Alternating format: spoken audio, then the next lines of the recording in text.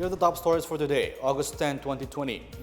President Duterte approves a 5 billion peso assistance for overseas Filipino workers displaced by the COVID-19 pandemic. The Senate hearing on alleged irregularities in Philhealth is set to resume tomorrow. Sagada Mountain Province records its first ever COVID-19 case. And 5 Manoa IP members were honored for saving 4 children from raging flood waters in North Cotabato.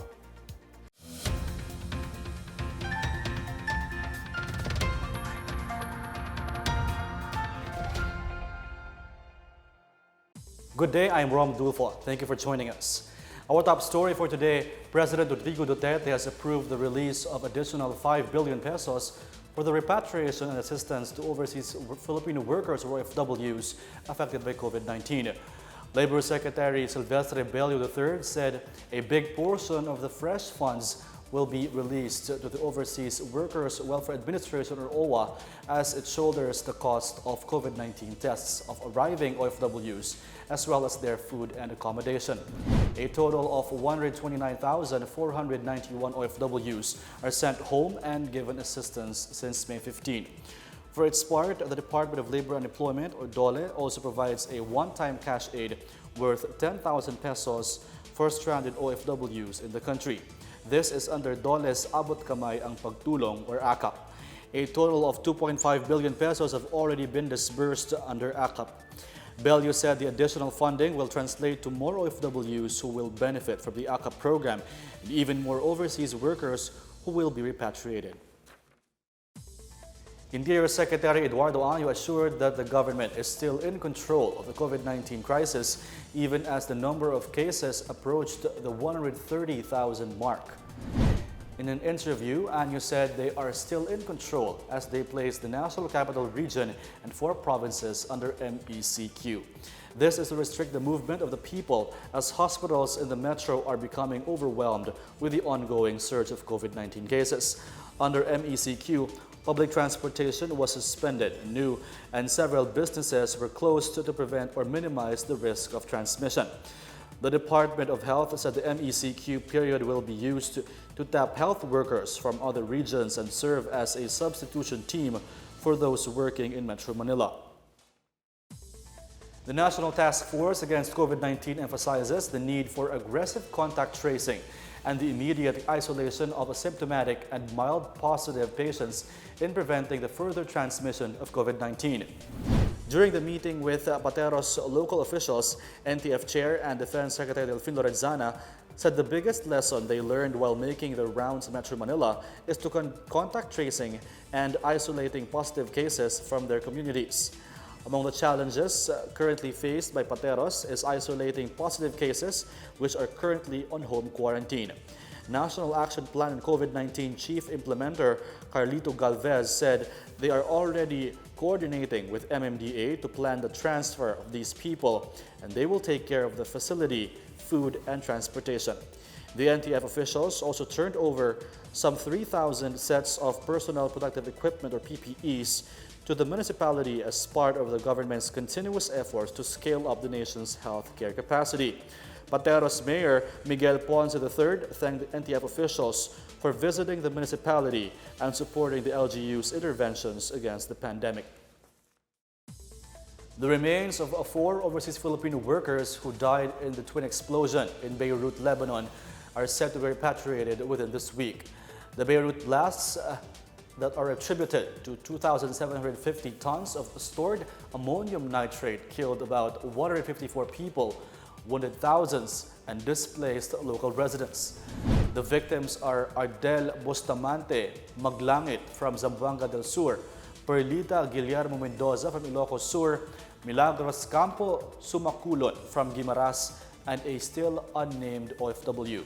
The remains are set to arrive on August 16. The 13 Filipino seafarers who were injured by the blasts are set to arrive on August 20. The OFWs are entitled to benefits provided by the host country and the Philippine government. Back home, an official of the Philippine Army assured that their stockpile of explosives and ordnance are properly handled and stored.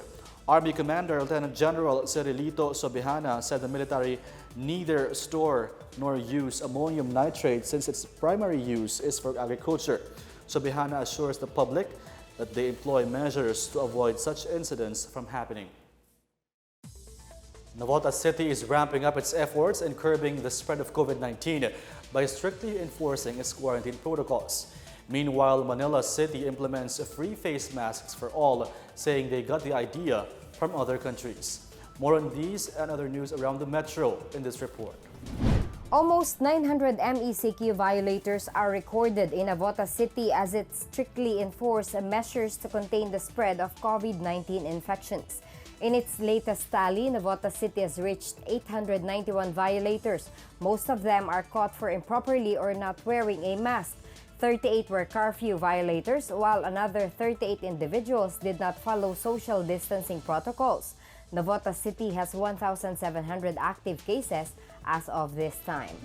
In other news, Mayor Isko Moreno Domagoso says he copied an initiative by the Czech Republic in providing masks for his constituents. Manila was able to create and distribute hundreds of thousands of face masks while also creating new jobs for unemployed sewers. This was made possible through Domagoso's livelihood program for sewers and the tailors affected by the pandemic. In Pasig City, 15 nonagenarians received a 5,000 additional cash gift from their barangay in San Antonio. Barangay Chairman Raymond Glising said this cash gift to elderly residents who are 90 years old and older is on top of the 1,000 mid-year cash gift that is distributed to its senior citizens or those who have reached the age of 60 and above. The distribution of cash gift and incentives to senior citizens is being extended in cooperation with the Senior Citizens Association and Barangay San Antonio Council. For the PNA Newsroom, I'm Marita Muahe. Still to come, the Senate hearing on alleged irregularities in Philhealth is set to resume tomorrow. Additional witnesses might appear before the committee.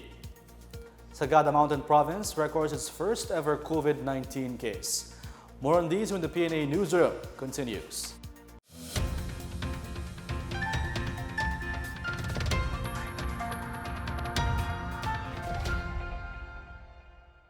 Sa matinding laban natin sa Coronavirus Disease 2019, sugpuin din natin ang pagkalat ng fake news. Huwag magbahagi ng impormasyon na hindi tiyak ang pinagmulan. I-check mabuti ang source ng balita. Kumuha lamang ng impormasyon mula sa mga official channel ng Department of Health.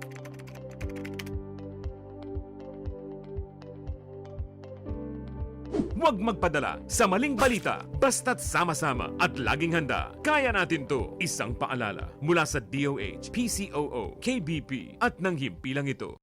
Alamin ang tamang paraan ng pag-ubo upang mapigilan ang paglaganap ng Coronavirus Disease 2019. Ugaliing magdala ng panyo o tissue. Kung uubo o babahing, takpan ang buong ilong at bibig gamit ang panyo o tissue. Kung walang dalang panyo o tissue, maaaring gamitin ang braso na pantakip. Kung nakararamdam na kailangan umubo o bumahing, agad na dumistansya sa mga tao sa paligid. Huwag dumura kung saan-saan, gumamit ng tissue at itapon sa basurahan. Ugaliin ang paghuhugas ng kamay at paggamit ng alcohol o hand sanitizer upang mamatay ang mikrobyo. Basta't sama-sama at laging handa, kaya natin to. Isang paalala mula sa DOH, PCOO, KBP at ng himpilang ito.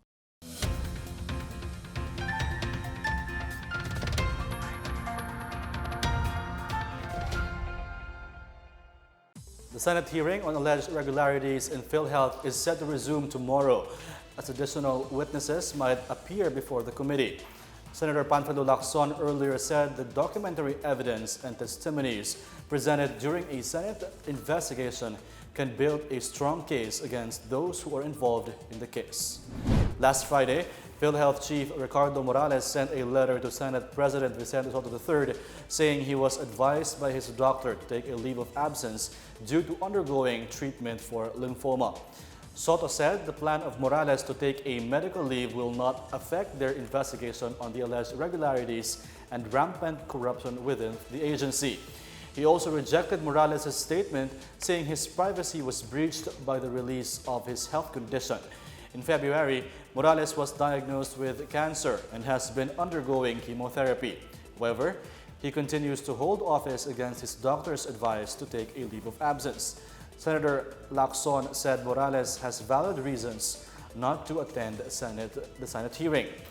Philhealth Executive Vice President Arnel de Jesus also informed Sotto that he would not be able to attend the next Senate hearing since he is currently confined in a hospital since August 5 due to an unforeseen medical emergency. At least 97 employees of the Presidential Communications Operations Office, or PCOO, and its attached agencies have tested positive for COVID-19 as of Sunday. Data from the PCOO showed 97 infections, 76 were logged as active cases, while 18 have recovered and 3 have died from COVID-19. PCOO Secretary Martin Andanar earlier said some of the employees got infected while performing their duties to the public. He assured that his agency will conduct another batch of testing and contact tracing of the primary and secondary contacts of those newly infected among their staff. The PCOO chief also vowed to give assistance and support to the family of infected employees. Despite being temporarily closed, Andanar said essential workers in the agency will continue. The town of Sagada in Mountain Province recorded its first case of COVID-19 on Sunday. Health officials said the patient is a 29-year-old male who was asymptomatic and has no travel history outside the province. Bontoc Town, also in Mountain Province, also recorded on Sunday another person infected with the disease. The patient is a 29-year-old male police officer who used to work in Metro Manila but recently reassigned to the province. Mountain Province now has 8 confirmed cases, 3 of which are active. In Bataan, 9 patients, including an infant, were added to the list of those who have beaten COVID-19, bringing the number of total recoveries to 292. Governor Albert Garcia said Sunday that the baby boy from Abukay town is just 16 days old. On the other hand, the number of confirmed COVID-19 cases rose to 489 after 9 tested positive for the virus. Garcia said that 7 of the 9 new confirmed cases had close contact with those earlier found positive of the virus. The governor reminds everyone to practice good hygiene, stay home as much as possible, and wear face masks and observe physical distancing.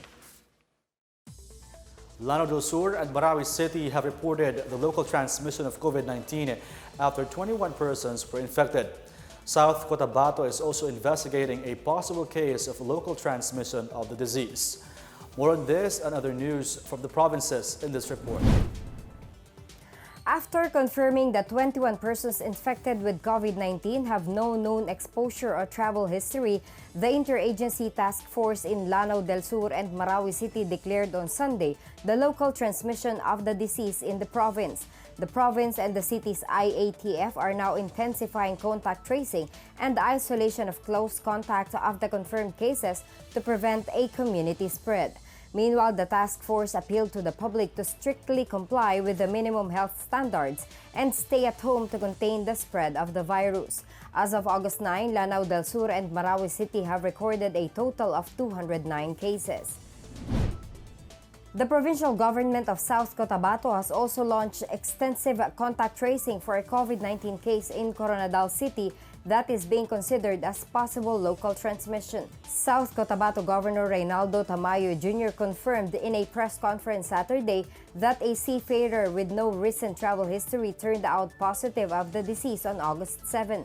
The seafarer was scheduled to fly out to Manila via Davao City, submitted himself to RT-PCR testing and then proceeded to the testing center in Davao City on August 6 and came out positive of the disease the following day. The patient, who turned out to have already experienced symptoms as early as August 1, is in stable condition. Meanwhile, the municipality of Siaton in Negros Oriental has logged its first confirmed COVID-19 case. Mayor Cezanne Fritz Diaz said the 2-year-old child arrived on August 1 along the 11 other locally stranded individuals on board a to-go vessel from Manila and disembarked at the city port in Dumaguete. The patient is asymptomatic and is in a stable condition at the town gymnasium, which is now being used as a patient care center. For the PNA Newsroom, I'm Marita Muahe. In our business news, the Bureau of Customs in the Port of Subic has surpassed its July target by 1.18% despite the tightening caused by COVID-19 among investors here. Despite the lockdown and temporary closure of most manufacturing firms since the outbreak in March, the Bureau managed to collect 2.26 billion pesos in duties and taxes due for importation. Port of Subic Collector Marites Martin said even with the health crisis, the Port of Subic could surpass its 2020 target of 24.4 billion pesos before the year end. The total collection has so far reached 15.27 billion pesos. The Port of Subic collected 1.74 billion pesos in May, which is 12% higher than the target collection of 1.56 billion and 2.76 billion pesos in June, which is 45% higher than the 1.91 billion target.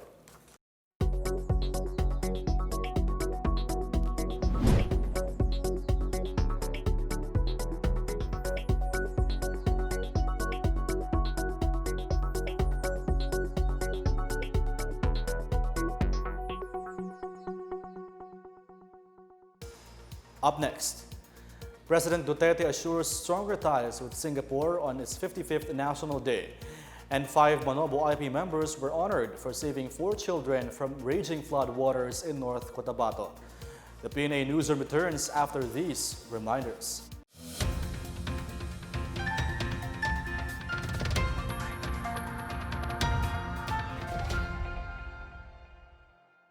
Tandaan ang tamang paraan ng paghuhugas at paglilinis ng kamay upang makaiwas sa iba't ibang karamdaman.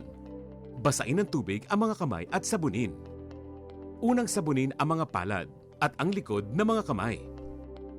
Kuskusin na maigi ang pagitan ng mga daliri at maging ang mga kuko. Isunod ang pagitan ng mga hinlalaki at kuskusin ng paikot ang mga dulo ng mga daliri sa magkabilang palad. Banlawang mabuti ang mga kamay sa malinis na tubig at patuyuin ang mga kamay gamit ang single-use towel o air dryer. Basta't sama-sama at laging handa, kaya natin to! Isang paalala mula sa DOH, PCOO, KBP at ng himpilang ito. Alamin kung paano ang tamang pagsusuot ng surgical mask. Una, hawakan ang mask sa strap at siguruhing natatakpan nito ang inyong bibig at ilong. Tandaan, ang may kulay na bahagi ng mask ang dapat nasa labas. Ito lamang ang tamang paraan ng pagsuot nito. Ihulma ang nose piece o maliit na metallic strip ayon sa hugis ng inyong ilong. Iwasan ang paghawak sa inyong ilong at bibig. Kung marumi na ang mask, hubarin ito gamit ang strap at itapon ito sa isang basurahan. Siguruhin ang maayos na paghuhugas ng kamay gamit ang sabon at tubig. Ang surgical mask ay dapat gamitin ng mga pasyenteng may sakit sa baga o mga taong mayroong ubo, sipon at lagnat, mga nag-aalaga sa mga may sakit, at mga healthcare at frontline workers. Maaari ring magsuot nito kung kayo ay pupunta sa matataong lugar.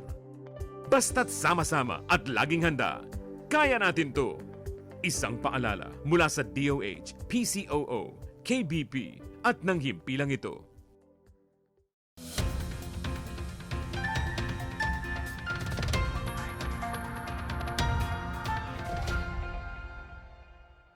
President Rodrigo Duterte assured Singapore of stronger relations and friendship with the Philippines. The president congratulated Singapore on the celebration of its 55th National Day on Sunday. In his message, the president hoped for more solid relations between the two countries as fellow ASEAN partners. He also expressed hope that the Philippines and Singapore would achieve their goals for the sake of their citizens amid the challenges of COVID-19. President Duterte said the Filipino nation joins Singapore in its celebration as well as honoring its success as a modern and prosperous nation in Asia.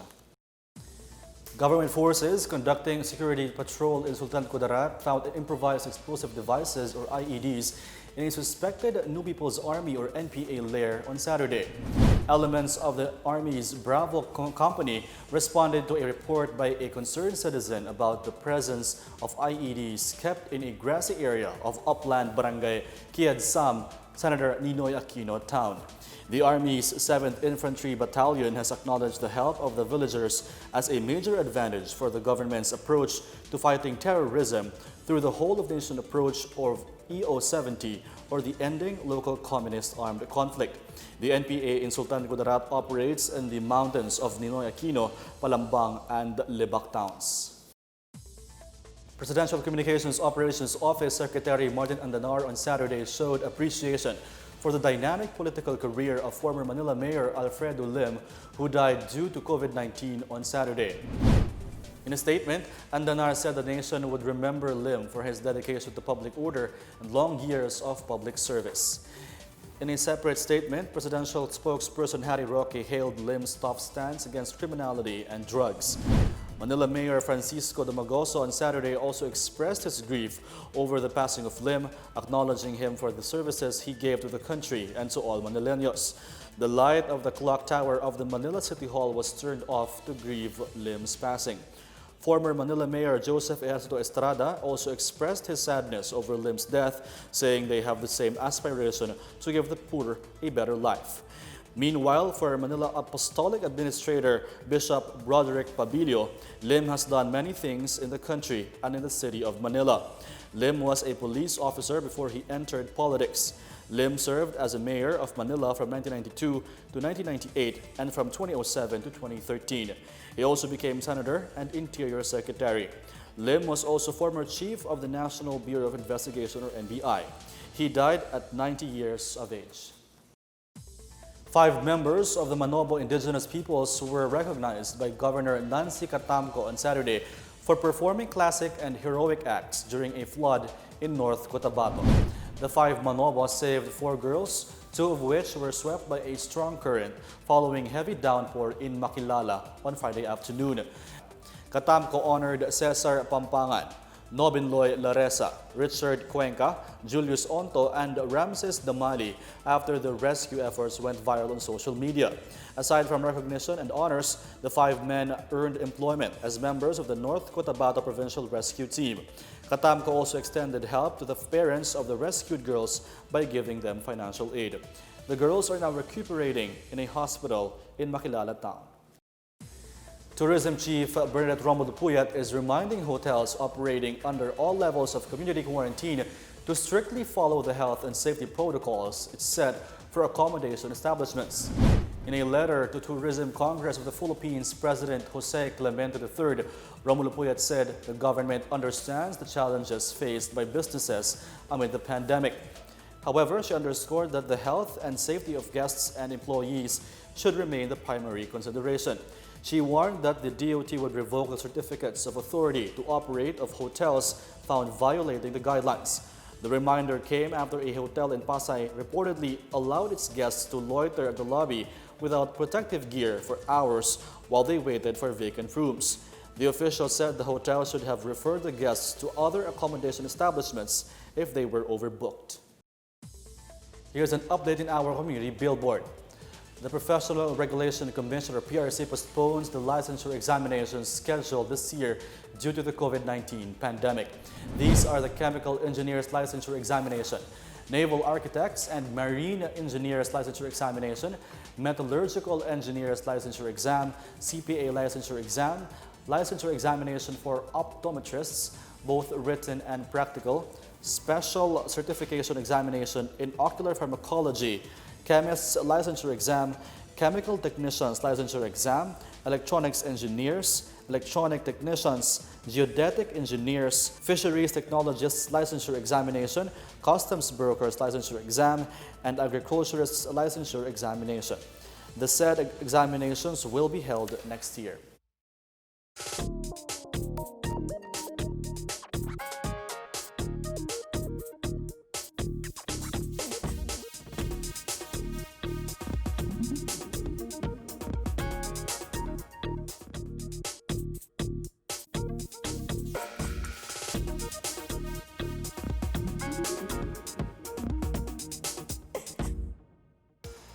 Let's take another look at today's biggest stories. President Duterte approves a 5 billion peso assistance for overseas Filipino workers displaced by the COVID-19 pandemic. The Senate hearing on alleged irregularities in Philhealth is set to resume tomorrow. Sagada Mountain Province records its first ever COVID-19 case. And 5 Manoa IP members were honored for saving 4 children from raging flood waters in North Cotabato. Thank you for watching another episode of the PNA Newsroom. To check more news content, check our webpage or head on to the Philippine News Agency's Facebook and Twitter accounts. For more stories about the government, how it serves Filipinos, look for these hashtags on all our social media platforms and websites. We are shown on the pages of the PCOO and its attached agencies. Also watch us on television, BTV4 and IBC 13. And that's your daily dose of the biggest stories that you need to know from PNA Newsroom. I am Rom Dulfo. Good day and stay at home.